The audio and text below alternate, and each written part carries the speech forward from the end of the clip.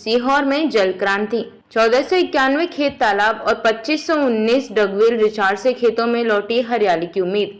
सीहोर जिले में जल संरक्षण को लेकर चलाए गए जल गंगा संवर्धन अभियान ने ग्रामीण क्षेत्रों में पानी की स्थायी व्यवस्था और किसानों को राहत पहुंचाने के लिए उल्लेखनीय उपलब्धियां दर्ज की हैं। यह अभियान 30 मार्च से 30 जून 2025 तक चलाया गया था, जिसका उद्देश्य जन भागीदारी से जल संरक्षण को बढ़ावा देना और किसानों को खेत तालाबों के माध्यम से सिंचाई के स्थायी साधन उपलब्ध कराना था।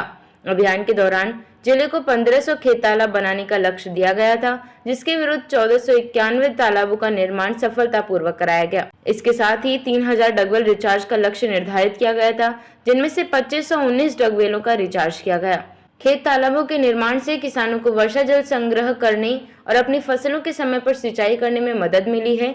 इससे एक और जहां फसल उत्पादन में स्थिरता आई, वहीं सिंचाई की लागत में भी कमी आई। इसके अलावा तालाब निर्माण और अन्य संबंधित गतिविधियों से ग्रामीण स्तर पर रोजगार के अवसर भी उत्पन्न हुए, जिससे स्थानीय अर्थव्यवस्था को बल मिला।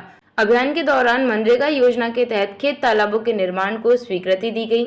मनरेगा के संसाधनों का उपयोग कर जल संरक्षण को जमीनी स्तर पर मजबूती दी गई। इससे पानी की स्थायी उपलब्धता सुनिश्चित हुई और जल संकट कम करने में मदद मिली। जिला प्रशासन के अनुसार इस अभियान के सफल क्रियान्वयन से जल संरक्षण की दिशा में बड़ी उपलब्धि हासिल हुई है। अब प्रयास किया जा रहा है कि जल संरक्षण की इन गतिविधियों को निरंतर जारी रखा जाए, जिससे किसानों को हर फसल सीजन में पर्याप्त जल उपलब्ध हो और क्षेत्र की हरियाली बनी रहे।